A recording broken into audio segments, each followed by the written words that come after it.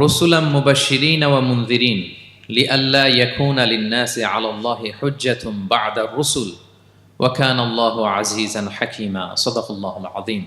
আজকের আলোচনার টপিক হচ্ছে আল্লাহ তাআলা কেন এই পৃথিবীতে রাসূল প্রেরণ করেছেন, রাসূল প্রেরণের উদ্দেশ্য কি, নবী রাসূলদের পরিচয় এবং তাদের বৈশিষ্ট্য, এগুলো নিয়ে আমি আজকে আলোচনা করব এবং নবী রাসূলদের জীবনী থেকে আমাদের আসলে শিক্ষা কি, লেসনটা কি লেসন আমরা নিতে পারি, এই টপিকটা নিয়ে আলোচনা করব। টপিকটা কি সবার কাছে ক্লিয়ার? প্রথমে আমরা উদ্ধার করবার চেষ্টা করি যে কেন আল্লাহ এত রাসূল পাঠালেন পৃথিবীতে, এর কারণটা কি। এর উত্তরটা আল্লাহ তাআলা খুব চমৎকার ভাবে সূরা নিসার 165 নম্বর আয়াতে আলোকপাত করেছেন, যে আয়াতটা দিয়ে আমি আলোচনা শুরু করেছি। আল্লাহ তাআলা বলছেন, রুসুলান মুবাশশিরিন ওয়া মুনযিরিন লিআল্লা ইয়াকুনা লিন-নাসি আলাল্লাহি হুজ্জাতুন বা'দার রুসুল ওয়া কানা আল্লাহু আজিজান হাকীমা। অর্থাৎ আমি রাসূলগণকে সুসংবাদদাতা এবং সতর্ককারী রূপে পৃথিবীতে প্রেরণ করেছি। আমি আবারও বলছি, আল্লাহ বলেন আমি এই পৃথিবীতে রাসূলদেরকে সুসংবাদদাতা এবং সতর্ককারী রূপে পৃথিবীতে প্রেরণ করেছি, যাতে করে রাসূল আগমনের পরে আল্লাহর বিরুদ্ধে মানুষের আর কোনো অজুহাত না থাকে। ওয়া কানা আল্লাহু আজিজান হাকীমা। আর আল্লাহ তাআলা তিনি হচ্ছেন পরাক্রমশালী এবং মহাপ্রজ্ঞাময়। তাহলে উদ্দেশ্য আল্লাহ তাআলা ক্লিয়ার করলেন, কেন তিনি রাসূল পাঠালেন, যাতে মানুষের অজুহাত না থাকে। আল্লাহ তাআলা যদি রাসূল পৃথিবীতে বাণীবাহক হিসেবে প্রেরণ না করতেন, মানুষরা বলতো আল্লাহ আখিরাত বলে যে একটা কথা আছে এটা তো আমি বুঝি নাই, আল্লাহ মৃত্যুর পরে যে আবার জীবিত হইতে হবে এটা তো আমি শুনি নাই, আল্লাহ এই পৃথিবীতে আমি কি কি করেছি তার পাই টু পাই তোমার সুপ্রিম কোর্টের কাঠগড়ায় দাঁড়িয়ে যে বিচারের সম্মুখীন হতে হবে কেউ তো আমার কোনোদিন বলে নাই। এজন্য আল্লাহ বলেন আমি পৃথিবীতে রাসূল পাঠিয়েছি যাতে করে মানুষের কোনো এক্সকিউজ না থাকে। আচ্ছা বলেন তো, এখন কি কেউ আল্লাহরে বলতে পারবে আল্লাহ বিচার যে হবে এটা তো আমি জানি না? বলতে পারবে? আল্লাহ আখিরাত বলে যে একটা কথা আছে, পুনরুত্থান, পুনর্জীবিত হইতে হবে, আবার বিচারের সম্মুখীন হইতে হবে, জান্নাত জাহান্নাম আছে, এগুলো তো কোনোদিন আমি শুনি নাই। এই কথা, এই এক্সকিউজ তোলার কোনো সুযোগ কি আর আছে? No excuse will be granted that day, dear brothers and sisters. সেদিন কোনো এক্সকিউজ আল্লাহ তাআলা গ্রহণ করবেন না, কারণ আল্লাহ তাআলা রাসূলদেরকে প্রেরণ করেছেন, তারা আমাদেরকে বিস্তর বর্ণনা করে জানিয়ে গিয়েছে। এবং কেন রাসূলদেরকে প্রেরণ করেছেন আল্লাহ বলেন যে দুইটা প্রাইম রেসপন্সিবিলিটি দিয়ে আমি রাসূলদেরকে প্রেরণ করেছি। এক নাম্বার মুবাশশিরিন, তারা সুসংবাদদাতা, তারা আমাদেরকে জানিয়েছে এই পৃথিবীতে যদি আমরা ভালো কাজ করি, এক আল্লাহর ইবাদত করি, কারো হক নষ্ট না করি, তাহলে আমরা জান্নাতে যেতে পারবো। জান্নাতের সুসংবাদ তারা দেন। They are the bearer of glad tidings. They are the bearer of paradise. তারা জান্নাতের সুসংবাদদাতা। রাসূলদের দুই নাম্বার প্রাইম রেসপন্সিবিলিটি হচ্ছে মুনযিরিন, তারা সতর্ককারী। তারা আমাদেরকে এই মর্মে সতর্ক করেছেন যে এই পৃথিবীতে যদি আল্লাহর ইবাদত না করে শিরক করো, বেদাত করো, এই পৃথিবীর বুকে যদি ফাসাদ করো, যদি সীমা লঙ্ঘন করো, যদি অন্যের অধিকার নষ্ট করো, তাহলে তোমাদেরকে জাহান্নামের আযাব ভোগ করতে হবে, ঠিক কিনা? তাহলে দুইটা প্রাইম রেসপন্সিবিলিটি। রাসূলরা হচ্ছেন মুবাশশিরিন, সুসংবাদদাতা, জান্নাতের সুসংবাদ দিয়েছেন। তারা ভালো কাজ করলে জান্নাতে যাওয়া যাবে। পাশাপাশি তারা হচ্ছেন সতর্ককারী। কিসের সতর্ককারী? জাহান্নামের ব্যাপারে সতর্ককারী। এই পৃথিবীতে ফাসাদ করলে, আল্লাহ তাআলার অবাধ্য হলে জাহান্নামে যেতে হবে। এবং রাসূল পাঠানোর মধ্য দিয়ে আল্লাহ তাআলা এক্সকিউজ দেওয়ার সুযোগ বন্ধ করে দিয়েছেন। কোনো এক্সকিউজ আর দেয়া চলবে না। তাহলে পৃথিবীতে কেন আল্লাহ তাআলা রাসূল পাঠালেন, এই পয়েন্টটা কি সবার কাছে ক্লিয়ার? আচ্ছা ক্লিয়ার, আমরা সামনের দিকে এগোই। এরপর আল্লাহ তাআলা বলেছেন এই পৃথিবীতে যত জাতি গোষ্ঠী আছে সব জাতির কাছে আমি রাসূল পাঠিয়েছি। ওয়া ইম মিন উম্মাতিন ইল্লা খালা ফিহা নাযীর। যত জাতি, যত নেশন এই পৃথিবীতে এসেছে সব জাতিকে সতর্ক করবার জন্য, ইনস্ট্রাক্ট করবার জন্য, গাইড করবার জন্য আমি রাসূল পাঠিয়েছি। এমন কোন জাতি নাই যে জাতির মধ্যে আল্লাহ রাসূল পাঠায় নাই, সবাই রাসূল পেয়েছেন। এবং মজার ব্যাপার হচ্ছে they are the chosen and selected personality by Allah subhanahu wa ta'ala. রাসূলরা হচ্ছেন আল্লাহ তাআলার পক্ষ থেকে chosen এবং সিলেক্টেড। রাসূলদেরকে সিলেক্ট করেছে কে? আল্লাহ। তিনি বলেন ওয়া ইন্নাহুম ইনদানা লামিনাল মুস্তাফাইনাল আখিয়া। নবীরা হচ্ছে আমার কাছে মনোনীত, আমি তাদেরকে মনোনীত করেছি এবং তারা হচ্ছে সর্বশ্রেষ্ঠ মানুষ। তার মানে এই আয়াত থেকে বোঝা গেল নবীরা সিলেক্টেড, তারা ইলেক্টেড না। ইলেকশন করে নবী হওয়া যায় না, নবী সিলেক্টেড এর মাধ্যমে হইতে হয়, সিলেকশনের মাধ্যমে। আর সিলেক্ট করেন কে? আল্লাহ। চুজ করেন কে? আল্লাহ। ইলেকশন করে নবী হওয়া যায়? আমরা পৃথিবীর সবাই মিলে যদি ভোট দেই যে আল্লাহ আমরা সবাই ভোট দিলাম, এ হচ্ছে রাসূল, তাকে রাসূল হিসেবে আপনি কবুল করেন, হবে ইলেকশনে ভোট দিলে? আমাদের সাথে যদি ম্যানকাইন্ডের সাথে জিন কাইন্ডও যুক্ত হয়, জিনেরাও যদি বলে আল্লাহ আমরাও আছি, আমরাও দিলাম একটা করে ভোট, হবে রাসূল হবে? ফেরেশতারাও যদি যুক্ত হয়, ফেরেশতারাও যদি বলে, মানুষও ভোট দিল, জিনেরাও দিল, ফেরেশতারাও দিল, প্রত্যেকে একটা করেই দিল, ধরেন প্রত্যেকের ভোট গণনা করার পরে দেখা গেল বিশাল ভোট কাউন্ট হয়েছে, এখন তাদের এই ভোটের উপর ভিত্তি করে রাসূল হবে কেউ? হবে? কারণ নবী ইলেকশনে হওয়া যায় না, নবী হয় সিলেকশনে, আর সিলেক্ট করেন কে? আল্লাহু ইয়ালামু হাইসু ইয়াজআলু রিসালাতাহু, কাকে রাসূল বানাবেন, কাকে তিনি নবী হিসেবে অ্যাপয়েন্ট করবেন, এটা তিনিই জানেন। শুধুমাত্র কেবলমাত্র একমাত্র আল্লাহ তাআলা সোললি এটাকে কন্ট্রোল করেন। কেউ চাইলে কারো ভোটে, কারো ইলেকশনে নবী হওয়া যায় না।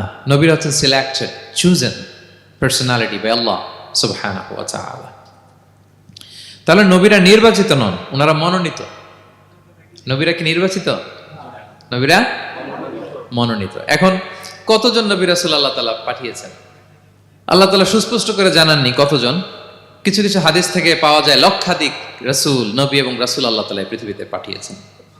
কিন্তু কোরআন আল কারিমে এই লক্ষাধিক নবী রাসূলের সবার কথা আল্লাহ তাআলা আমাদেরকে শোনাননি।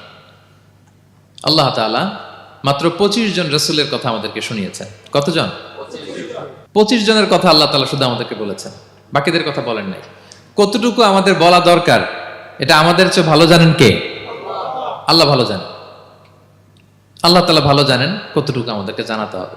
যত রাসূল তিনি পাঠিয়েছেন, যত নবী পাঠিয়েছেন, সবার কথা যদি আল্লাহ কোরআনে বলতেন, তাহলে কোরআন কি মাত্র 611 পৃষ্ঠার একটা বই হতো? 10 খণ্ড, 15 খণ্ড, 20 খণ্ড। তখন আমরা হাফেজ হতে পারতাম? হ্যাঁ, আমরা হাফেজ তরিকুল ইসলাম পাইতাম তখন? হ্যাঁ, তাকরিম পাইতাম? তখন তো হাফেজ হওয়া যেত না। এটা যদি 15 খণ্ড 20 খণ্ডের বিশাল ভলিউম হয়, হাফেজ হওয়া যেত না। এজন্য আল্লাহ তাআলা সব নবীদের কথা আমাদেরকে শোনায় নাই, মাত্র 25 জন নবীর কথা কোরআনে আল্লাহ শুনিয়েছেন। কতজন? 25 জন। আল্লাহ বলেন রুসুলান কদ কসাসনাহুম আলাইকা মিন ক্বাবলু ওয়া রুসুলান লাম নাকসুসহুম আলাইক। নবী হে, অনেক রাসূলের কথা আপনাকে শুনিয়েছি, আবার অনেক রাসূলের কথা আমি শোনাই নাই। যাদের কথা শোনানোর প্রয়োজন মনে করেছি তাদের কথাই আমি শুনিয়েছি। তাহলে আমরা বুঝলাম কোরআনে বর্ণিত হয়েছে কয়জন নবী রাসূলের নাম? সবাই বলবেন আওয়াজ করে, কয়জন? 25 জন। এবং এই 25 জন নবীর মধ্য থেকে 6 জনের নামে আল্লাহ 6টা সূরা ডেডিকেট করেছেন কোরআনে, 6টা সূরা উৎসর্গ করেছেন। সূরা ইউনুস, সূরা ইউসুফ, সূরা ইব্রাহিম, সূরা মুহাম্মদ, সূরা নূহ, সূরা হুদ। 6 জন নবী। কয়জন নবী? 6 নবীর নামে আল্লাহ তাআলা 6টা সূরা ডেডিকেট করেছেন। এবং এই যত নবী আল্লাহ তাআলা পাঠিয়েছেন, সব নবীর উপর ঈমান আনা আবশ্যক। হ্যাঁ, it's compulsory to believe in every messenger sent by Allah subhanahu wa ta'ala to validate our faith. আমাদের ঈমানটাকে প্রিজার্ভ করার জন্য সব নবীর উপর আমাদের ঈমান আনতে হবে, সব নবী। আমরা যে ঈমান আনি, ঈমানে মুফাসসাল, যেখানে 7টা বিষয়ের উপর বিস্তারিত ঈমানের যে ঘোষণা আমরা দেই, আমরা তো বলি যে ঈমানে একটা মুজমাল আর একটা কি মুফাসসাল। ঈমানে মুফাসসালে 7টা বিষয়ের প্রতি ঈমান আনতে হয়। আমানতু বিল্লাহি ওয়া মালাইকাতিহি ওয়া কুতুবিহি, তারপরে ওয়া রুসুলিহি, পাইছেন? ওয়াল ইয়াউমিল আখিরি ওয়া বিল কদরি খাইরিহি ওয়া শাররিহি মিনাল্লাহি তাআলা ওয়াল বা'সি বা'দাল মাউত। এই 7টা বিষয়ের উপর বিস্তর ঈমান আমাদেরকে আনতে হয়। এই 7টার মধ্যে রাসূলদের ব্যাপার আছে না নাই? রাসূলদের উপর ঈমান আনতে হবে। যদি না আনি তাহলে আরকানুল ঈমান পূর্ণ হলো না, আমার ঈমান পরিপূর্ণ হবে না। তাহলে রাসূলদের উপর পূর্ণাঙ্গ ঈমান আনা এটা আবশ্যক। এবং এই সকল নবী এবং রাসূলদের একটাই ধর্ম ছিল। ধর্মটার নাম কি? সবাই বলুন, কি নাম?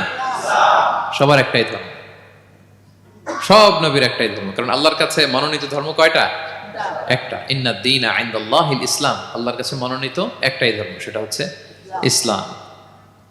এই যে ইহুদি বলে, নাসারা বলে, এগুলো ধর্ম না, এগুলো বংশ, গোষ্ঠী, জাতির নাম অনুসারে নামকরণ করা হয়েছে। যেমন নাসারা এসেছে, ঈসা আলাইহিস সালামের মা মারিয়াম ফিলিস্তিনের নাসিরিয়া শহরে জন্মগ্রহণ করেছেন। নাসিরিয়া, ওইখান থেকে আসছে নাসারা। ইয়াকুব আলাইহিস সালামের 10 ছেলে, এই 10 ছেলের মধ্যে থেকে এক ছেলের নাম হচ্ছে ইয়াহুদা। এই ইয়াহুদা থেকে এসেছে ইহুদি। কিন্তু সব নবীর ধর্ম একটা। আওয়াজ করে বলুন তো সবাই, সেটা কি? ইসলাম। সবার ধর্ম একটা ছিল ইসলাম। বিষ্ণু ইসলাম বলেন ওয়াল আম্বিয়াউ ইখওয়াতুন লিআল্লাতিন, সেই বুখারীর বর্ণনা, নবীগণ হচ্ছে একে অন্যের বৈমাত্রেয় ভাইয়ের মতো। বৈমাত্রেয় ভাই মানে মা ভিন্ন কিন্তু বাবা এক, এরকম হয় না? ধরেন আমার বাবা যদি একাধিক বিয়ে করে, তো প্রত্যেক স্ত্রী গর্ভে যদি সন্তান আসে, তো আমরা সবাই তো ভাই, কি বলেন? কিন্তু মা ভিন্ন। মা কি? তবে বাবা এক। নবীদের দৃষ্টান্তটা এরকম, আল আম্বিয়া ও ইখওয়াতুন লিআল্লাহ, নবীরা হচ্ছেন বৈমাত্রেয় ভাইয়ের মতো, তাদের মা ভিন্ন কিন্তু বাবা এক। বিষ্ণু ইসলাম বলেন উম্মাহাতুহুম শাত্তা ওয়া দীনুহুম ওয়াহিদ, তাদের শরীয়ত, তাদের বিধিবিধান এটা ভিন্ন ভিন্ন কিন্তু তাদের দিন কি? এক, সেটা হচ্ছে ইসলাম। সকল নবীর ধর্মের নাম হচ্ছে ইসলাম। যেমন ইব্রাহিম আলাইহিস সালামের ব্যাপারে আল্লাহ তাআলা বলেন মা কানা ইব্রাহিমু ইয়াহুদিয়ান ওয়ালা নাসরানিয়ান ওয়ালাকিন কানা হানিফাম মুসলিমা ওয়া মা কানা মিনাল মুশরিকিন। নবী ইব্রাহিম আলাইহিস সালাম উনি ইহুদিও ছিলেন না, নাসারাও ছিলেন না, উনি একনিষ্ঠ মুসলিম ছিলেন। কি ছিলেন? আল্লাহ নবী ইউসুফ আলাইহিস সালাম উনি সবসময় আল্লাহর কাছে দোয়া করতেন, আল্লাহ তাওয়াফানি মুসলিমান ওয়াল হিকনি বিসসালিহিন, আল্লাহ তুমি আমাকে মুসলিম হিসেবে মৃত্যু দিও আর সৎকর্মশীলদের সাথে অন্তর্ভুক্ত করে নিও। তো উনি মুসলিম না হলে এই দোয়া করতেন, আল্লাহ মুসলিম হিসেবে মৃত্যু দিও। সুলাইমান আলাইহিস সালাম রানী বিলকিসের কাছে একটা চিঠি লিখেছেন, এই চিঠি আবার পাঠিয়েছেন হুদহুদ পাখিকে দিয়ে।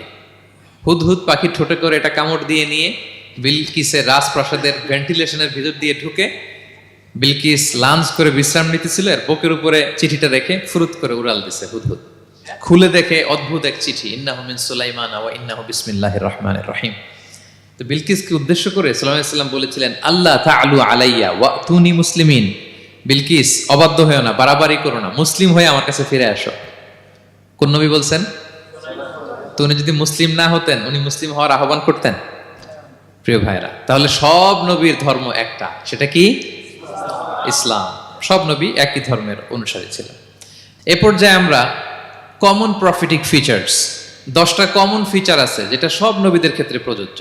সব নবীদের ক্ষেত্রে এই ফিচারগুলো পাওয়া যায়। এই 10টা কমন ফিচার নিয়ে আলোচনা করব ইনশাআল্লাহ। এই 10টা কমন ফিচারের 1 নম্বর হচ্ছে আল ওয়াহি। সকল নবীকে আল্লাহ তাআলা ওহী পাঠিয়েছেন, রেভেলেশন, প্রত্যাদেশ। ওহী মানে সিক্রেট মেসেজ, যেটা নবী শোনে আর আল্লাহ জানে, দুনিয়ার মানুষ এটা শোনে না। নবীরা বললে কেবল শোনে। সুবহানাল্লাহ বলেন। সব নবীকে আল্লাহ এই ওহীটা পাঠিয়েছেন, জিবরাইল আলাইহিস সালাম মারফত ওহী পাঠিয়েছেন, অথবা সরাসরি কিতাব পাঠিয়েছেন, কিংবা সহিফা পাঠিয়েছেন। আল্লাহ তাআলা ইরশাদ করছেন ইন্না আওহাইনা ইলাইকা কামা আওহাইনা ইলা নূহি ওয়ান নাবিয়িনা মিন বাদি। নবী নূহ আলাইহিস সালামের পরে সব নবীদের কাছে আমি যেমনি ওহী পাঠিয়েছি, আপনার কাছেও আমি এভাবে ওহী পাঠিয়েছি। সব নবীদের কাছে আমি এভাবে ওহী পাঠিয়েছি। সূরা বাকারার শুরুতে মুত্তাকিদের সংজ্ঞা দিতে যে আল্লাহ তাআলা বলেন ওয়াল্লাযীনা ইউমিনুনা বিমা উনজিলা ইলাইকা ওয়া মা উনজিলা মিন ক্বাবলিক ওয়া বিল আখিরাতি হুম ইউকিনুন। মানে নবী হে, মুত্তাকি তো তারা যারা আপনার উপর যে কিতাব নাজিল হয়েছে এটার উপরও ঈমান আনে, ওয়া মা উনজিলা মিন ক্বাবলিক, এর আগে যত কিতাব নাজিল হয়েছে তার উপরও ঈমান আনে। তা আমরা যদি শুধু কোরআনের উপর ঈমান আনি হবে? তার আগে যত কিতাব, আসমানি কিতাব নাজিল হয়েছে এগুলোর উপরও ঈমান আনার দরকার আছে না নাই? বলেন বলেন। তাওরাতের উপর ঈমান আনতে হবে, জাবুর, ইনজিল, সুহুফে ইব্রাহিম ও মূসা সবগুলোর উপর ঈমান আনতে হবে। তো এই ওহীগুলো আল্লাহ তাআলা নাজিল করেছেন। তাহলে 1 নাম্বার কমন ফিচার হচ্ছে আল্লাহ তাআলা ওহী পাঠিয়েছেন, সব নবীকে ওহী দিয়েছেন। 2 নাম্বার ফিচার হচ্ছে same language of the people. নবীকে আল্লাহ তাআলা যেই জাতিগোষ্ঠীর কাছে পাঠিয়েছেন তিনি ওই জাতির ভাষাতেই কথা বলেছেন। ধরেন মালয় এলাকাতে যদি আল্লাহ নবী পাঠান আর ওই নবী যদি আরবিতে কথা বলে, তা আমাদের মালয়েশিয়ান ভাইরা বুঝবে? আচ্ছা, আরব দেশে যদি আল্লাহ একজন নবী পাঠান, ওই নবী ধরেন যে ম্যান্ডারিনে কথা বলে, চাইনিজ ভাষায়, আরবরা বুঝবে? চায়নাতে ধরেন আল্লাহ তাআলা এক নবী পাঠালো, সে ওখানে যে হিন্দি ভাষায় কথা বলে, চাইনিজ লোকেরা বুঝবে না। তাহলে যেই জাতির কাছে আল্লাহ পাঠাইছেন ওই জাতির ভাষা দিয়ে আল্লাহ নবীকে পাঠাইছেন। সুবহানাল্লাহ। আল্লাহ তাআলা ইরশাদ করেন ওয়ামা আরসালনা মির রাসূলিন ইল্লা বিলিসানি কওমিহি লিউবাইয়িনা লাহুম। আল্লাহ তাআলা যত রাসূল পৃথিবীতে প্রেরণ করেছেন, বিলিসানি কওমি, যে জাতির কাছে প্রেরণ করেছেন ওই জাতির ভাষায় প্রেরণ করেছেন, যাতে করে নবীর কথা এরা বুঝে। নবীরা এসেছেন বাণীবাহক হয়ে, এখন এই বাণী যদি বুঝতে না পারে তাহলে কাজ হবে? এজন্য প্রত্যেক নবীকে আল্লাহ তাআলা যে জাতির কাছে পাঠিয়েছেন ওই জাতির ভাষায় পাঠিয়েছেন। 3 নম্বর হচ্ছে সকল নবীকে আল্লাহ তাআলা very good standard of character দিয়েছেন। চারিত্রিক দৃষ্টিকোণ থেকে অতুলনীয় ছিল এক একজন নবী। পা থেকে মাথা পর্যন্ত কালো দাগ ফেলার মতো কিছু ছিল না। আল্লাহু আকবার। মাসুম ছিলেন। আহলুস সুন্নাহ ওয়াল জামাআর আকীদা হচ্ছে প্রত্যেক নবী ছিলেন মাসুম, কোনো গুনাহ করেন নাই, নিষ্পাপ প্রতিটা নবী। সর্বোত্তম চরিত্র দিয়ে আল্লাহ তাআলা, অনুপম চরিত্র দিয়ে আল্লাহ তাআলা তাদেরকে পাঠিয়েছেন। আল্লাহ তাআলা বলেন, ওয়া ইন্নাকা লাআলা খুলুকিন আযীম, and verily you are on a very good standard of character. নবী হে, আপনি চমৎকার একটা ক্যারেক্টারের উপর প্রতিষ্ঠিত। আপনার আচরণের মতো, ক্যারেক্টারের মতো আচরণ অতুলনীয়, পৃথিবীতে দ্বিতীয়টা খুঁজে পাওয়া যায় না, ঠিক কিনা? কারণ নবীরা যদি মডেল হন, তাদের আচরণ যদি ভালো না হয়, তাহলে মানুষ কি তাদেরকে গ্রহণ করবে? মানুষ তো তাদের কাছ থেকে শিখবে, জানবে। তো জন্য তাদের আচরণ চমৎকার হওয়ার দরকার আছে না নাই? চমৎকার আচরণ, চমৎকার চারিত্রিক মাধুর্য দিয়ে আল্লাহ তাআলা পৃথিবীতে এক একজন নবীকে প্রেরণ করেছেন। সব নবীরা ভেরি গুড স্ট্যান্ডার্ড অফ ক্যারেক্টারের অধিকারী ছিল। 4 নম্বর হচ্ছে প্রত্যেক নবীকে আল্লাহ তাআলা মিরাকেল দিয়েছেন, মানে মুজিজা, as a proof of their prophethood. তাদের নবুয়তির প্রমাণ হিসেবে আল্লাহ তাআলা তাদেরকে মিরাকেল দিয়েছেন, মুজিজা। যেমন সালেহ আলাইহিস সালামকে আল্লাহ তাআলা মুজিজা দিয়েছিলেন। তার জাতির কাছে যখন তিনি দাওয়াত দিলেন, তারা বলল, সালেহ তুমি যে নবী এটা আমরা বুঝবো কি করে? এক শর্তে আমরা তোমার উপর ঈমান আনতে পারি। সাল্লাল্লাহু আলাইহি সাল্লাম বললেন, কি শর্ত? বলতেছে, এই যে পাহাড় দেখো, এই পাহাড়ের ভেতর থেকে যদি একটা উট বের করো, 10 মাসের গর্ভবতী একটা উটটা বেরোবে, বেরোয় বাচ্চা দিবে, সাথে সাথে আমরা উটের দুধ দহন করে খাবো, এরপর আমরা ঈমান আনবো। চিন্তা করছেন কত শর্ত? পাহাড়ের ভেতর থেকে কি বের করে দেখাইতে হবে? উট। উনি আল্লাহর কাছে দোয়া করলেন, আল্লাহ বললেন কবুল, তবে কথা না শুনলে কিন্তু খবর আছে। বলছে ঈমান আনবে, ঈমান না আনলে কিন্তু খবর আছে। উনি দোয়া করলেন, আল্লাহ কবুল করলেন। পাহাড় বিদীর্ণ হয়ে একটা বিশাল আকৃতির উট বের হয়ে আসলো, 10 মাসের গর্ভবতী উট। মুহূর্তে এটা ডেলিভারি করলো একটা উটের বাচ্চা, এবং দুধ দিতে আরম্ভ করলো, ওলান ভর্তি দুধ। সবাই পেট ভরে দুধ খেলো। খাওয়ার পরে কয়, তুমি জাদুকর। খাওয়ার পরে সাল্লাল্লাহু আলাইহি সাল্লাম কি বলে? ইউ আর এ ম্যাজিশিয়ান, তুমি জাদুকর, তুমি তো বড় ভেলকিবাজ সালেহ, তুমি পাহাড়ের ভিতরে ভেলকি ঢুকাই দিছো। আল্লাহ তাআলা তাদেরকে একটা সাউন্ড গ্রেনেড, প্রচন্ড শব্দ তরঙ্গ দিয়ে ধ্বংস করে দিলেন। কানের পর্দা ফেটে সবগুলো লাশ হয়ে জমিনে পড়ে রইল। তাহলে এই যে সাল্লাল্লাহু আলাইহি সাল্লাম যেটা দেখাইছেন, এটা কি ভেলকি ছিল? ম্যাজিক ছিল? কি ছিল? মুজিজা, miracle. As a proof of their prophethood, তাদের নবুয়তির প্রমাণ হিসেবে আল্লাহ তাআলা তাদেরকে মুজিজা দিয়েছেন। মূসা আলাইহিস সালামের মুজিজা কি ছিল? লাঠি। ফাআলকাহা ফাইযা হিয়া হাইয়াতুন তাসআ। ওই লাঠি রেখে দিলে মুভিং স্ন্যাক হয়ে যেত, নড়তেছে সাপ, ছবল মারবে এরকম। সুবহানাল্লাহ, এটা কি ম্যাজিক ছিল? কি ছিল? মুজিজা। ঈসা আলাইহিস সালামকে আল্লাহ তাআলা মাইন্ড ব্লোয়িং মুজিজা দিয়েছেন। অন্ধ ব্যক্তির চোখে হাত বুলিয়ে দিলেই দৃষ্টিশক্তি ফিরে পেত। ধবল রোগী, কুষ্ঠ রোগীর গায়ে টাচ করে দিলে স্কিন পরিষ্কার হয়ে যেত। মৃত ব্যক্তিকে দাঁড়াতে বললে মুহূর্তে দাঁড়িয়ে যেত। কুম বিইযনিল্লাহ, আল্লাহর আদেশে দাঁড়াও বললে লাশ জীবিত হয়ে দাঁড়িয়ে যেত। বেলকিবাজি ছিল এটা? কি ছিল? বিষ্ণু ঈসা ইসলাম দাওয়াত দিচ্ছেন কুরাইশদেরকে, ওরা মানে না। বিষ্ণু নবী পাগল পড়া, বললেন, আচ্ছা বলো কুরাইশের লোকেরা কি বললে বিশ্বাস করবে যে আমি সত্য নবী? কি বললে বিশ্বাস করবে? তারা বলল, মুহাম্মদ ওই যে আকাশের চাঁদ, এটার 2 ভাগ করে দেখাইতে বললে বিশ্বাস করবো তুমি সত্য নবী। কি আবদার দেখছেন? হ্যাঁ, নবীদেরকে পেয়ে মামুর বাড়ির আবদার নিয়ে আসছিল এক এক জাতিগোষ্ঠী। বলে, মুহাম্মদ আকাশের জল জলে চাঁদটাকে যদি তুমি 2 ভাগ করে দেখাতে পারো, তবেই বুঝবে তুমি নবী। বিষ্ণু ইসলাম আল্লাহর কাছে দোয়া করলেন, আল্লাহ বললেন, ঠিক আছে। ইখতারাবাতিস সাআতু ওয়ানশাক্কাল কমার ওয়া ইয়ারাউ আয়াতান ইয়ারিদু ওয়া ইয়াকুলু সিহরুম মুস্তামির। বিষ্ণু নবী সাব্বাবা, এই আঙ্গুলের নাম কি? ইবহাম, সাব্বাবা, ওয়ুসতা, বিংসার, খিনসার। হ্যাঁ, আমরা ইংরেজি নাম ঠিকই জানি, আরবিটা জানি না। ইবহাম, সাব্বাবা, ওয়ুসতা, বিংসার, খিনসার। বিষ্ণু সাব্বাবা আঙ্গুলি উঠালেন, এটা শাহাদাত আঙ্গুলি বলে অনেকে, আসলে সাব্বাবা আরবিতে। তো বিশ্বনবী এভাবে আল্লাহর নাম নিয়ে চাঁদের দিকে ইঙ্গিত করলেন, মুহূর্তে আকাশের জ্যোৎস্না বিলানো চাঁদটা 2 ভাগ হয়ে গেল। কুরাইশরা দেখে তো অবাক। বিষ্ণু বললেন, এবার কথা অনুযায়ী ঈমান আনো। বলে, Muhammad you are a magician. Muhammad তুমি বড্ড বড় জাদুকর। তুমি চাঁদের মধ্যে জাদু লাগাই ফেলছো, নাউযুবিল্লাহি মিন যালিক। তাহলে আল্লাহ তাআলা age a proof of their prophethood, তাদের নবুয়তের প্রমাণ হিসেবে প্রত্যেক নবীকে কি দিয়েছেন? মুআজিজা দিয়েছেন, সব নবীকে দিয়েছেন। 5 নাম্বার, সকল নবীর দাওয়াতি মিশন এক ছিল, একই মিশন নিয়ে নবীরা পৃথিবীতে এসেছেন। সেটা কি? তাওহীদ, রিসালাত, আখিরাত। আমার সাথে সাথে বলেন, তাওহীদ, রিসালাত, আখিরাত। তাওহীদ, রিসালাত, আখিরাত। এই তিনটা বুনিয়াদী শিক্ষা দিতে নবীরা এসেছে। তাওহীদ মানে ওয়াননেস অফ গড, আল্লাহ যে এক, সব নবী প্রচার করেছেন। রিসালাত মানে তারা যে বার্তাবাহক হিসেবে এসেছেন, তাদের কথা মানতে হবে, এটার দাওয়াত দিয়েছেন। আখিরাত মানে হচ্ছে মৃত্যুর পরেও যে একটা জীবন আছে, সেই জীবনের ব্যাপারে প্রত্যেক রাসূলরা কি করেছেন? দাওয়াত দিয়েছেন। এবং কোন নবীর কথার সাথে আরেক নবীর কথার গরমিল পাওয়া যায় না, অমিল হয়নি। আচ্ছা বলেন তো, কখনো কি হয়েছে কোন এক নবী এসে বলছে যে মৃত্যুর পরে একটা জীবন আছে, আরেক নবী এসে বলছে না, মনে হয় নাও থাকতে পারে? বলছে? এক নবী এসে বলছে আমাদের স্রষ্টা আল্লাহ তাআলা তিনি একজন, আরেকজন বলছে না একজন না, 2-3 জন হইতে পারে। এক নবী এসে বলছে ভালো করলে জান্নাত, খারাপ করলে জাহান্নাম, আরেক নবী এসে বলছে না, জান্নাত জাহান্নাম বলতে কিছু নাই। হইছে? হইছে? কোন নবীর কথার সাথে কোন নবীর কথার কোনো বৈপরীত্য নাই, কারণ প্রত্যেক নবীরা মন গড়া কিছু বলতেন না। ওমা ইয়ান্তিকু আনিল হাওয়া ইন হুয়া ইল্লা ওয়াহয়ুন ইউহা। নবীরা কথা বলতেন একটা হেডকোয়ার্টার থেকে তথ্য পেয়ে। ওই হেডকোয়ার্টারটা কার?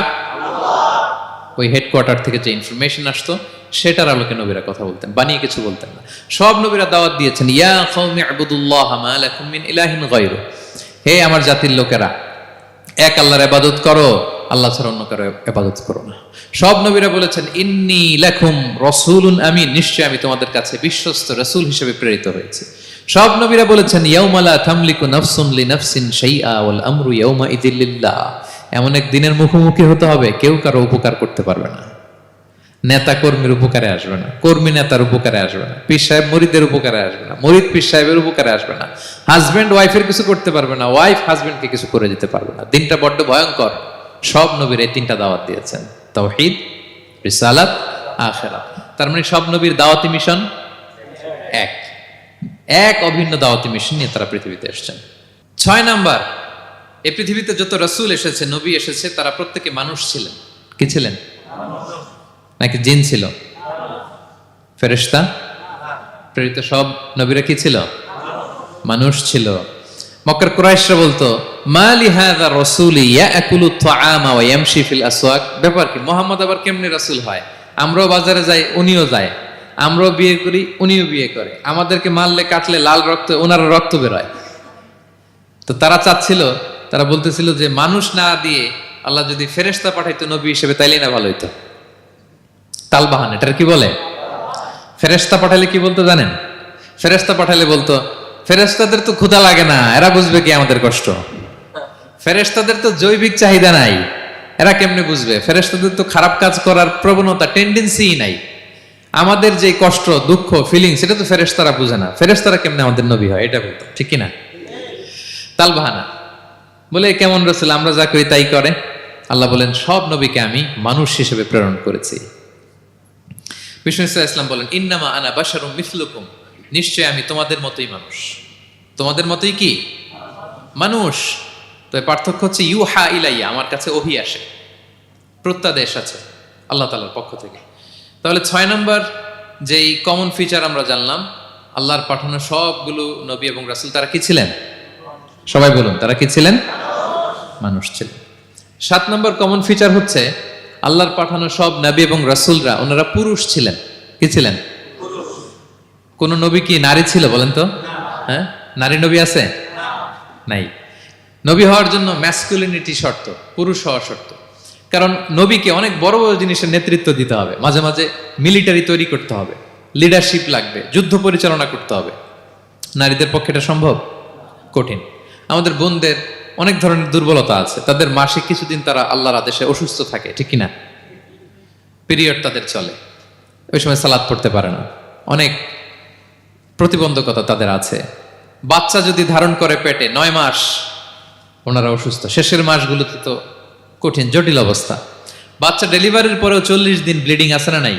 তাহলে অনেক ধরনের জটিলতা আল্লাহ তাআলা ওনাদের দিয়েছেন। এজন্য আল্লাহ তাআলা নবুয়তের যে নবুয়তের গুরু দায়িত্ব, এটার জন্য আল্লাহ তাআলা পুরুষদেরকে সিলেক্ট করেছেন। আলহামদুলিল্লাহ বলেন। তাহলে যত নবী এবং রাসূল পৃথিবীতে এসেছিল ওনারা পুরুষ ছিল। আল্লাহ বলেন, ওয়ামা আরসালনা মিন ক্বাবলিকা ইল্লা রিজালান নূহি ইলাইহিম। নবী হে মুহাম্মদ, আপনার আগে যত নবী এবং রাসূলকে আমি পৃথিবীতে প্রেরণ করেছি তাদেরকে পুরুষ হিসেবে প্রেরণ করেছি, কোন নারীকে আমি নবুয়তের মর্যাদা দেই নাই। 8 নাম্বার, প্রত্যেক নবীকে আল্লাহ তাআলা একটা গ্রুমিং, একটা ট্রেনিং সেশনের মধ্য দিয়ে নিয়েছেন। সেটা কি? সেটা হচ্ছে সবাইকে আল্লাহ তাআলা শেফার্ড হিসেবে কাজ দিয়েছিলেন, রাখাল হিসেবে। পৃথিবীর সব নবীরা ছাগল চড়াতেন, সব, আদম আলাইহিস সালাম থেকে শুরু করে বিষ্ণু ইসা ইসলাম পর্যন্ত। সুবহানাল্লাহ পড়বেন না? বিষ্ণু ইসা ইসলাম বলেন, মা বাআসাল্লাহু নাবিয়্যান ইল্লা রাআল গানাম। আল্লাহ এমন কোন নবী পাঠায় নাই যেই নবী ছাগল চড়ায় নাই, সব নবী। সাহাবার অবাক হয়ে বললেন, ওয়া আনতা ইয়া রাসূলুল্লাহ, হে নবী আপনিও ছাগল চড়িয়েছেন? বিষ্ণু বললেন, হ্যাঁ, আমি তো অল্প কিছু পারিশ্রমিকের বিনিময়ে মক্কার লোকদের ছাগল চড়িয়ে দিতাম। সুবহানাল্লাহ। কেন সব নবীকে দিয়ে আল্লাহ ছাগল চড়ালেন? এই ট্রেনিং সেশন, গ্রুমিং সেশন কেন? কারণ ছাগলকে একসাথে বসানো কঠিন। ছাগল একটু কি বলবো, একটু টেরা টাইপের প্রাণী, কথা শুনতে চায় না। ধরেন যে সারা সপ্তাহ আপনি খুব ব্যস্ত, একদিন সুযোগ পাইছেন সপ্তাহে যে আজকে আমি ফ্রি আছি, যাই পুকুরে যাই, আমিও গোসল করি, ছাগলটারও গোসল করাই। এটা ধরে যদি এখন পুকুরের দিকে টান দেন, কি করবে? পা দুইটা এমন শক্ত করে মাটিতে ধরে রাখবে, আপনি যত টানবেন ওর ঘাড়ের চামড়া ছিঁড়ে যাচ্ছে, তারপরেও আসে না। এরপর ছাগলগুলোর একসাথে রাখা কঠিন, একটা নেচে ওদিকে যায়, আরেকটা লাফ দেয় এদিকে, আরেকটা ওইদিকে। এদেরকে যদি কেউ একত্রিত করতে পারে তাহলে এই জাতিকে, মানব জাতিকে একত্রিত করা তার জন্য একেবারে সহজ, পানি ভাত, ঠিক কিনা? এজন্য আল্লাহ এই মানব গোষ্ঠীর উপর লিডারশিপ কায়েমের আগে ছাগল চড়িয়েছেন। এবং যারা মরুভূমিতে ছাগল চড়ায়, যে শেফার্ডগুলো, যেই রাখালগুলো, তাদের অনেক শক্তিশালী হইতে হয়। গায়ে শক্তি না থাকলে ছাগল চড়ানো যায় না, কিন্তু লাঠি নিয়ে হই হই করে পিছনে দৌড়াইতে হয়, নেকড়ের ছোবল থেকে ছাগলগুলোকে রক্ষা করতে হয়, বাঘ নেকড়ে এগুলো থেকে বাঁচাইতে হয়। তার মানে এটা করার মধ্য দিয়ে এই জাতিকে কিভাবে জাহান্নামের আগুন থেকে বাঁচাবে নবীদের ওই ট্রেনিং হয়ে যায়। সুবহানাল্লাহ। ছাগল এদিক ওদিক দৌড়াতে থাকে, এদেরকে যেমনি একত্রিত করতে হবে, নবীদের কাজও হচ্ছে মানব গোষ্ঠীকে ইউনাইটেড করা, একত্রিত করা। এজন্য আল্লাহ তাআলা মা বাআসাল্লাহু নাবিয়্যান ইল্লা রাআল গানাম, এই পৃথিবীতে এমন কোন নবী পাঠান নাই যেই নবীকে দিয়ে আল্লাহ তাআলা ছাগল চড়ান নাই। সব নবীর মধ্যে এটা কমন। 8 নম্বর পয়েন্ট। 9 নম্বর পয়েন্ট হচ্ছে enmity from their own people. যত নবী দাওয়াত নিয়ে আসছে তারা চ্যালেঞ্জের মুখোমুখি হয়েছেন, শত্রুতার মুখোমুখি হয়েছেন। কেউ ওনাদের জন্য রেড কার্পেট রিসেপশন দেয় নাই। নবীদের পথ ছিল বড় পিচ্ছিল, এটা কুসুমাস্তীর্ণ ছিল না, কণ্টকাকীর্ণ। কেউই সহজে মেনে নেয় নাই।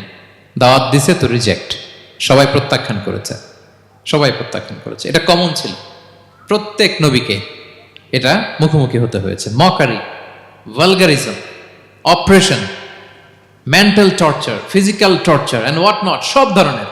ইভেন অনেক নবীকে হত্যা করা হয়েছে দিনের দাওয়াতের কারণে। বনি ইসরায়েলের লোকেরা তাদের নিজেদের 70,000 নবীকে নিজেরা হত্যা করেছে।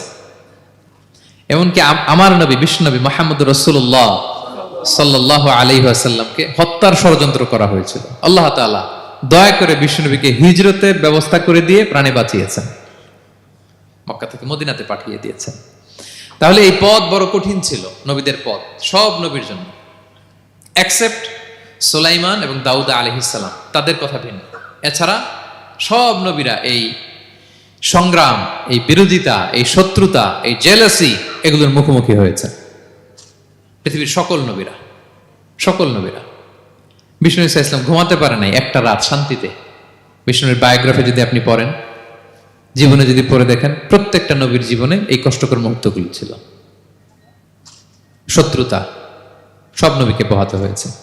বিষ্ণু ইসা ইসলামের কাছে যখন প্রথম নাজিল হলো ইকরা বিসমি রাব্বিকাল্লাযী খালাক, সূরা আলাকের প্রথম কয়টা আয়াত? 5 আয়াত নিয়ে কোরআনের ভারে নতুন রেভেলেশন পেয়ে বিষ্ণুনবী কাঁপতে আরম্ভ করলেন। কাঁপতে কাঁপতে জ্বর এসে গেল বিষ্ণুনবীর গায়ে, নিচে নেমে আসলেন। খাদিজা রাদিয়াল্লাহু তাআলা আনহাকে বললেন, জাম্মিলুনি জাম্মিলুনি, আমাকে কম্বল চাপা দাও, আমার খুব শীত লাগছে, আমার জ্বর এসে গিয়েছে। কাঁপতে লাগলেন বিষ্ণু ইসলাম। খাদিজা রাদিয়াল্লাহু তাআলা আনহার এক চাচাতো ভাই ওয়ারাকা ইবনে নওফল ছিল ইনজিল কিতাবের পণ্ডিত। খাদিজা রাদিয়াল্লাহু তাআলা আনহা বিষ্ণুনবীকে নিয়ে চাচাতো ভাইয়ের কাছে গেলেন, যে বলেন, ভাই ওরাকা, দেখেন তো মুহাম্মদ কি বলে, সে কি দেখছে, কি নিয়ে আসছে, কাঁপতেছে আর বলতেছে আমি মরে যাব, আমাকে কম্বল চাপা দাও। ওরাকা বললেন মুহাম্মদ কে এসেছিল বলতো? বিষ্ণু জিবরাইল ইসলামের বর্ণনা দিলেন। কি বলেছে বলতো? 5 আয়াতের বর্ণনা বিষ্ণু ইসলাম দিলেন। তখন বিষ্ণু ইসলামের কথা শুনে ওরাকা বলল, তোমার কাছে যে এসেছে ওহুয়ান নামুস, মানে জিবরিল, সে সব নবীদের কাছে এসেছে। মুহাম্মদ তুমি নবী হবা। তুমি কি হবা? তুমি নবী হবা, আখিরি নবী হবা তুমি। যে তোমার কাছে এসেছে সে সব নবীদের কাছে ওহী নিয়ে এসেছিল।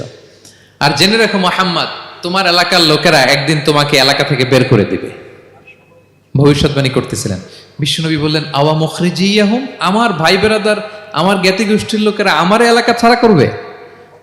ওরাকা বললেন, হ্যাঁ।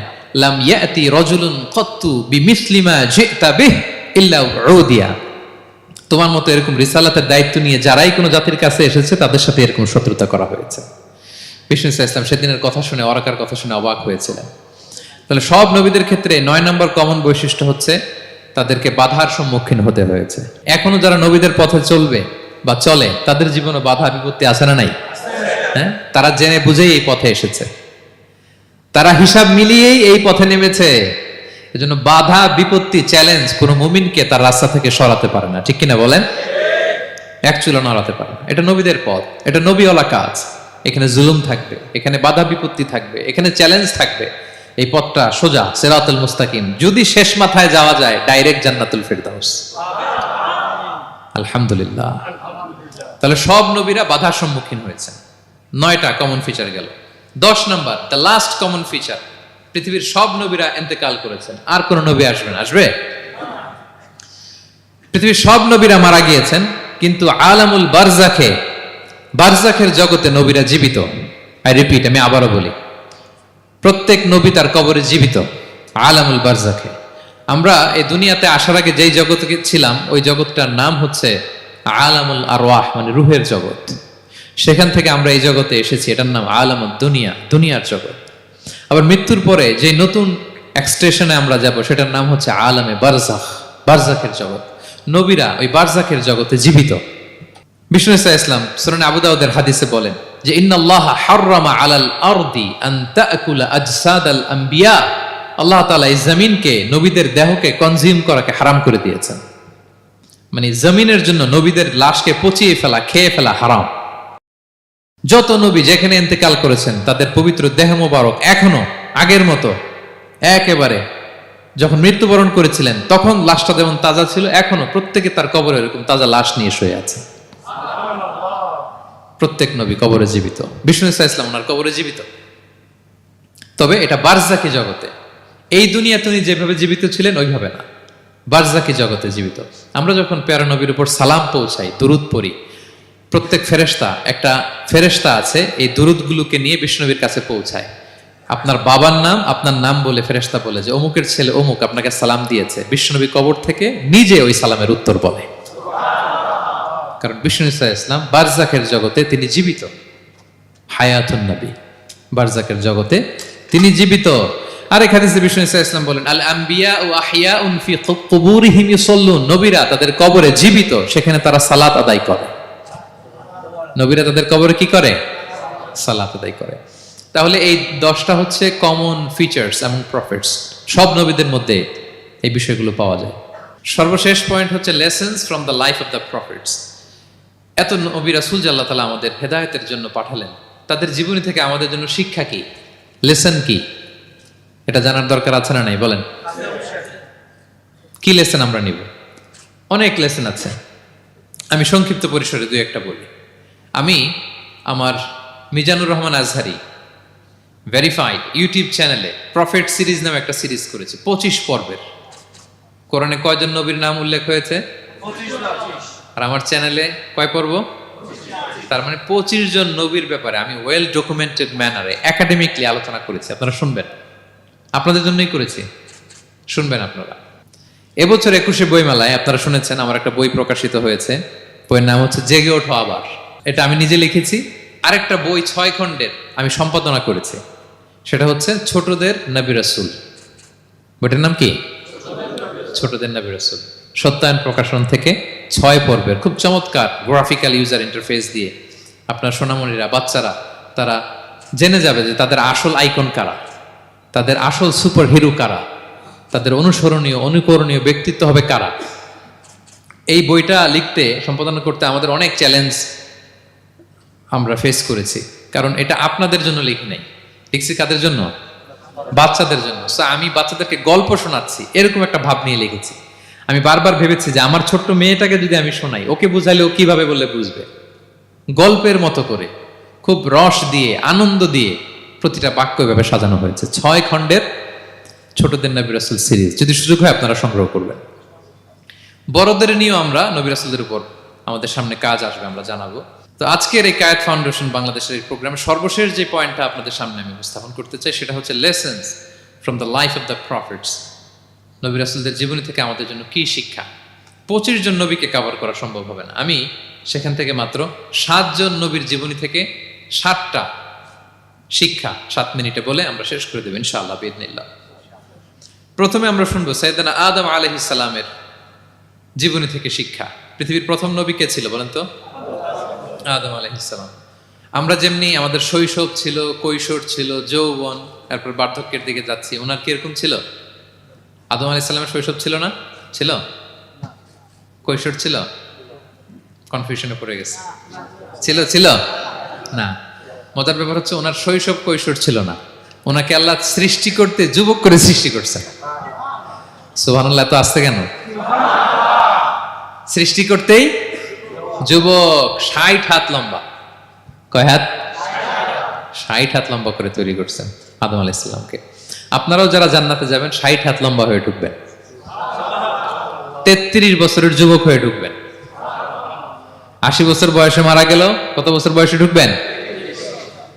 গালে কোনো দাড়ি থাকবে না, এই দুনিয়ায় দাড়ি রেখে নেন, ওখানে দাড়ি ছাড়া উঠবেন একেবারে কোনো জুরদা মুর্দা। ও আবনা ও সালাসাম ওয়া সালাসিন, 33 বছরের তাগড়া ইয়াং সুপারস্টার হয়ে জান্নাতে ঢুকবো আমরা। তো আদম আলাইহিস সালামকে আল্লাহ প্রথম নবী করে পৃথিবীতে পাঠালেন। ওনাকে জান্নাতে সব খাইতে বললেন যে সব খাও, একটা গাছের কাছে যেও না। কিন্তু শয়তান সে তার মিশন নিয়ে আসে, সে আদম আলাইহিস সালামকে ভুলভাল বোঝালো, আদম আর হাওয়াকে, যে একটা কাজ করো, আল্লাহ তাআলা তোমাকে না করছে কেন জানো? আল্লাহ তো চায় না তুমি জান্নাতে থাকো, আল্লাহ চায় তোমাদেরকে দুনিয়াতে পাঠাই দিবে। তো তুমি যদি ওই গাছের ফল খেয়ে ফেলো, আল্লাহ আর দুনিয়াতে পাঠাইতে পারবে না। কিন্তু আল্লাহ চায় তোমাদেরকে কই পাঠাবে? কিন্তু যদি গাছের ফল খেয়ে ফেলো আর পাঠাইতে পারবে না, এজন্য আল্লাহ নিষেধ করছে গাছের ফল খায় না। চিন্তা করছেন? উল্টা, পুরো উল্টোটা বুঝাইছে। তো ভুল করে সাইয়েদনা আদম আলাইহিস সালাম হাওয়া আলাইহিস সালাম খেয়ে ফেলছেন এই ফল। খাওয়ার পরেই আল্লাহ তাআলা পাঠাই দিলেন পৃথিবীতে, যাও জমিনে যাও, এই জান্নাতে আর থাকা যাচ্ছে না। কাঁদতে আরম্ভ করলেন আদম আর হাওয়া আলাইহিস সালাম, কাঁদতে কাঁদতে অনুতপ্ত হয়ে আল্লাহর কাছে দোয়া করলেন। তো পুরো আদম আলাইহিস সালামের জিন্দেগির সবচেয়ে বড় শিক্ষা হচ্ছে রিপেন্টেন্স, অনুতপ্ত হওয়া। কি হওয়া? অনুতপ্ত হওয়া। আমরা ভুল করব, কুল্লুকুম খাত্তাউন, আমরা সবাই পাপী। সবাই কি পাপী? কে পাপ করি না? আমরা সবাই পাপী। কিন্তু মনে রাখবেন, আমাদের পাপ যত বড় হোক, আল্লাহর রহমতের দরিয়া তার চাইতেও বড়, অনেক বড়। তিনি দয়াময়, তিনি মেহেরবান, তার দয়ার শেষ নাই, তার মায়ার শেষ নাই। তার রহমতের দরিয়া যে কত বড় আপনি কল্পনাও করতে পারবেন না। শয়তান আর আমাদের মধ্যে পার্থক্য হচ্ছে, শয়তান পাপ করে পাপে অটল থাকে, কিন্তু বিশ্বাসীরা পাপ করার সাথে সাথেই ক্ষমা চায় কার কাছে? এটা হচ্ছে আদম আলাইহিস সালামের জীবনী থেকে আমাদের জন্য সবচেয়ে বড় লেসন। সাইয়েদনা আদম আলাইহিস সালাম উনি ভুল করে যখন বুঝতে পারলেন, অনুতপ্ত হলেন, চোখের পানি ছাড়লেন। 2 ফোঁটা পানি আল্লাহর কাছে সবচাইতে প্রিয়। এক হচ্ছে জেহাদের ময়দানে মুজাহিদের গা বেয়ে ঝরে পড়া রক্তের ফোঁটা, 2 হচ্ছে অনুতপ্ত বান্দার চোখের পানির ফোঁটা।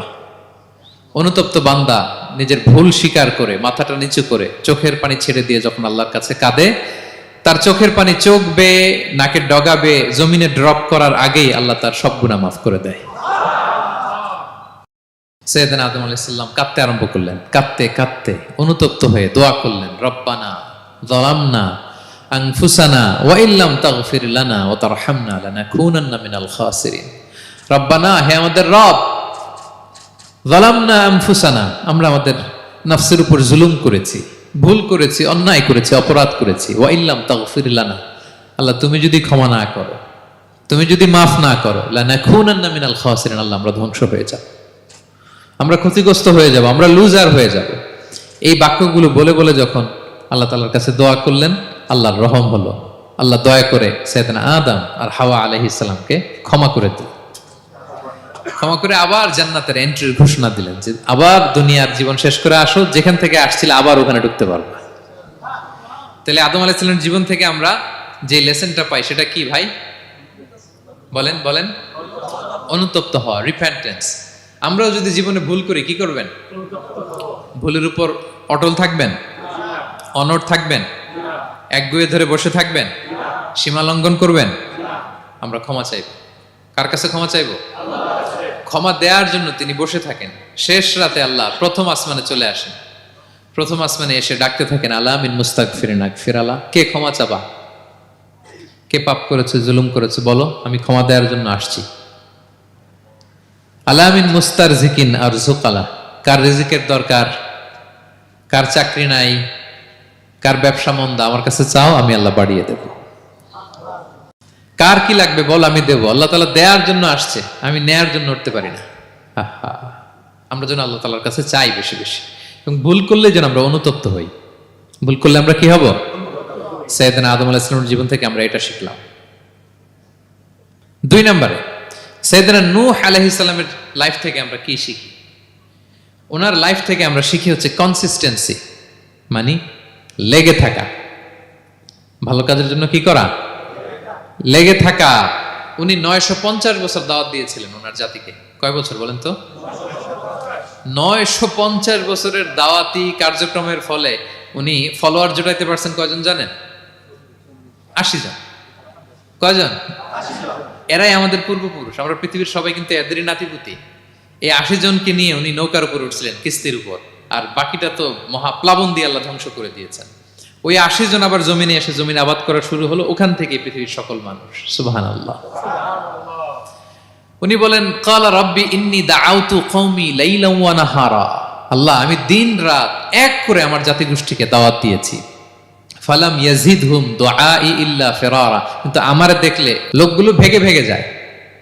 আর কি করে? আমার কথা যেন শুনতে না হয়, এরা কানে আঙ্গুল দিয়ে রাখে আর মুখে কাপড় পেঁচিয়ে রাখে। নূহ আলাইহিস সালাম তারপরও থামতেন না, কন্টিনিউয়াস দাওয়াতি কাজ। লোকজন নূহ আলাইহিস সালামকে পিটিয়ে আধামরা করে কাঁথা দিয়ে পেঁচিয়ে পাহাড়ে রেখে আসতেন। ওইখান থেকে এসে নূহ আলাইহিস সালাম আবার দাওয়াত দিতে শুরু করতেন। What a consistency! কিভাবে লেগেছিলেন! 950 বছর তিনি দাওয়াত দিয়েছেন, মাত্র 80 জন ফলোয়ার হয়েছিল। তাহলে আমরা অল্প দাওয়াতি কাজ করেই আমরা হতাশ হয়ে যাই। হায় রে, আমার কথা শুনলো না, হায় রে আমার কথা পৌঁছাইলো না, হায় রে আমার কাছে এসে কেউ মুসলিম হইল না, হায় রে আমার কথা। অস্থির। আপনার কাজ হচ্ছে পৌঁছে দেওয়া, আপনার কাজ হচ্ছে কোরআনের কথা মানুষকে বলা। এটা দিয়ে কতটুকু কি হবে এটার ফয়সালা কার?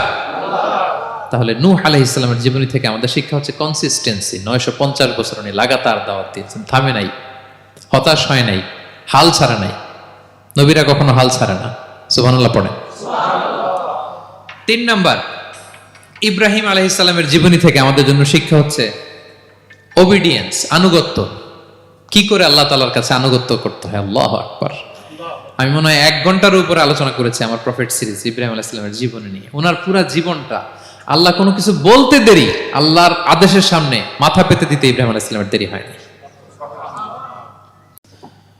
আল্লাহ বলছেন আসলিম, ওয়া ইয ক্বালা রাব্বুহু আসলিম ক্বালা আসলামতু লিরাব্বিল আলামিন। হে ইব্রাহিম সারেন্ডার, কয় সারেন্ডার। সুবহানাল্লাহ। ইব্রাহিম আনুগত্য করো, আল্লাহ আনুগত্য করছি। ওনার সন্তান হয় না 86 বছর বয়সে একটা সন্তান দিলেন আল্লাহ তাআলা। আমাদের এখানে কার বয়স কত? সর্বোচ্চ বয়স কত আছি আমরা? এদিকে 60 বছরের উপর তো কেউ নাই, ঠিক কিনা? 86 বছর বয়সে আল্লাহ সন্তান দিয়েছেন ইসমাঈল আলাইহিস সালাম। কত বছর বয়সে? সন্তানটা আদরের নাকি? হ্যাঁ, আদরের না? শেষ কালে একটা সন্তান পেলেন 86 বছর বয়সে। ইব্রাহিম আর হাজেরার ঘরকে উজাড় করে ফুটফুটে এক সন্তান ইসমাঈল আলাইহিস সালাম আসলেন। ভালোবাসা, আদর যেন ঠিকরে পড়ে, এত গদগদ ভালোবাসা। এবার বললেন, যাও হাজেরা আর দুধের সন্তান ইসমাইলকে মরুভূমিতে ফেলে দিয়ে আস। বলতে দেরি, রেখে আসতে দেরি নেই। এটাই হচ্ছে ইব্রাহিম আলাইহিস সালামের আনুগত্য। ধুধুমরু প্রান্তরে হাজেরা আর ইসমাইল আলাইহিস সালামকে রেখে আসলেন, চলে আসলেন। বুকটা ফেটে চৌচির, 86 বছর বয়সে একটা সন্তান পেলাম, দুধের বাচ্চা, আমার স্ত্রী সহ মরুভূমিতে রেখে আসলাম। রেখে আবার থাকাও যাবে না, যাও তুমি ফিলিস্তিনে, এরা থাকবে মক্কায় মরুভূমির মাঝখানে। পরে আল্লাহ জুরহুম কওমের মাধ্যমে এদেরকে পানি, জামজাম অনেক কিছু দিলেন। লম্বা ঘটনা, ওদিকে যাচ্ছে। এরপর হৃদয় যখন ফেটে চৌচির হয়ে যায়, তখন আল্লাহ তাআলা বলেন ঠিক আছে যাও, যা একটু ছেলেরা দেখে আসো। এবার যে দেখে ছেলেরা আরো মায়া লাগে, কারণ একটু বড় হয়েছে তো, এবার দৌড়াইতে পারে, হাঁটতে পারে। সুবহানাল্লাহ পড়েন। এবার যখন দৌড়াইতে পারে, হাঁটতে পারে, আব্বু আব্বু বলে ডাকতে পারে, মায়াটা যখন একটু গাঢ় হয়েছে, আল্লাহ বলে এবার ছেলেরা জবাই কর। দেখছেন কি পরীক্ষা? 86 বছর বয়সে সন্তান পেল, রেখে আসলো মরুভূমিতে, একটু বড় হইল, দেখা করতে গেল, এবার বলে জবাই করো। জবাই করো বলতে দেরি, ছুরি চালাতে দেরি হয়নি। কুরবানির ইতিহাস লম্বা ইতিহাস, দিকে যাব। এরপরে আল্লাহ কবুল করলেন। এরপরে বললেন বাপ বেটা মিলে মরুভূমির মধ্যে ঘেমে ঘেমে একটা ঘর বানাও। এরপরে ঘোষণা দাও মানুষকে, যেটা আমার ঘর। বাপ বেটা মিলে কষ্ট করে একটা ঘর বানালেন। এবার বললেন আজান দাও, ঘোষণা দাও, সবাই যেন এখানে আসে। আল্লাহ কারে ঘোষণা দিব? কেউ তো নাই। বলতেছে তুমি ঘোষণা দাও, এই ঘোষণার শব্দ পৃথিবীর সব মানুষের কর্ণকুহরে আমি আল্লাহ নিজ দায়িত্বে পৌঁছে দেব। আমরা যারা রুহের জগতেও তখনও ছিলাম, যারা লাব্বাইক বলতে পেরেছি, তাদের ঠিকই নসিবে ওই কাবা ঘর জিয়ারতের নসিব হয়ে যাবে। উনি ঘোষণা দিলেন, দেখেন কেউ নাই, ধুধুমরু প্রান্তর। আজকের মক্কাকে কল্পনা করেন তো কি অবস্থা। এই রমজানের লাস্ট 10 days অফ রমাদান আপনি জায়গা পাবেন? হজের চেয়েও বেশি মানুষ। কিভাবে আল্লাহ কবুল করেছেন, কিভাবে আনুগত্য, সাবমিসিভনেস, নিজেকে আল্লাহর কাছে পুরো সুপর্দ করা, এর নমুনা সাইয়েদনা ইব্রাহিম আলাইহিস সালাম পেশ করেছেন। তাহলে সংক্ষিপ্ত কথা হচ্ছে, আল্লাহ নবী ইব্রাহিম আলাইহিস সালামের জীবনী থেকে আমাদের জন্য শিক্ষা হচ্ছে অবিডিয়েন্স, আনুগত্য। কিভাবে আল্লাহর আদেশের সামনে মাথা পেতে দিতে হয়। পারা যাবে তো? হ্যাঁ, ওই ইব্রাহিম আলাইহিস সালামের রক্ত আমাদের দেহে বহমান। আমরাও নবী ইব্রাহিমের উত্তরসূরি। নবী ইব্রাহিমের আলাইহিস সালামের মতো আমরাও ইসলামের জন্য জীবন বিলিয়ে দেওয়ার দরকার আছে না নাই? বলেন বলেন। শক্ত পদে আমাদেরকেও এরকম স্যাক্রিফাইসের মেন্টালিটি অর্জন করতে হবে। অবিডিয়েন্স, আনুগত্যের শিক্ষা আমরা নবী ইব্রাহিম আলাইহিস সালামের কাছ থেকে পাই। 4 নম্বর, ইয়াকুব আলাইহিস সালাম, ওনার জীবনী থেকে শিক্ষা হচ্ছে পেশেন্স, ধৈর্য। আমাদের অনেকের ধৈর্য নাই, আমরা অস্থির, অল্পতে ধৈর্য হারাই ফেলি। ধৈর্য এমন একটা গাছ, এই গাছের সারা গায়ে অনেক কাঁটা, কিন্তু এই গাছের ফল বড্ড মিষ্টি। ধৈর্য এমন একটা গাছ, গাছের সারা গায়ে কি, কিন্তু ফলটা। ইয়াকুব আলাইহিস সালামের কলিজার টুকরা ইউসুফ আলাইহিস সালামকে ভাইয়েরা মেরে আহত করে কুয়ায় ফেলে দিছে। কুয়া থেকে নিয়ে মিশরে বিক্রি করে দিস। এখন এতিম হয়ে আরেক জায়গায় থাকে, বাবার কলিজা ফেটে যায়, ছিঁড়ে যায়, কিন্তু কাউরে বিচার দেয় না, কাউরে কিছু বলে না। উনি বলে ইন্নামা আশকু বাসি ওয়া হুজনি ইলাল্লাহ, আমার দুঃখ কষ্ট মনের জ্বালার যন্ত্রণা আমি একজনের বলি, তিনি কে? আল্লাহ। ধৈর্য ধারণ করলেন। প্রাপ্তবয়স্ক অবস্থায় ওনার ছেলে বানিয়ামিন, তাকেও হারালেন। আবার বলে আমি কাউরে বিচার দেই না, একজনের বলে, তিনি কে? আল্লাহ। এই 2 ছেলের শোকে কাঁদতে কাঁদতে অন্ধ হয়ে গেলেন। আল্লাহু আকবার। সাইয়েদনা ইয়াকুব আলাইহিস সালাম একবার ধৈর্য হারা হন নাই। তাহলে আল্লাহ নবী ইয়াকুব আলাইহিস সালামের জীবনী থেকে আমাদের জন্য শিক্ষা হচ্ছে পেশেন্স। বিপদে আমরা কি ধরবো? ধৈর্য ধারণ করব।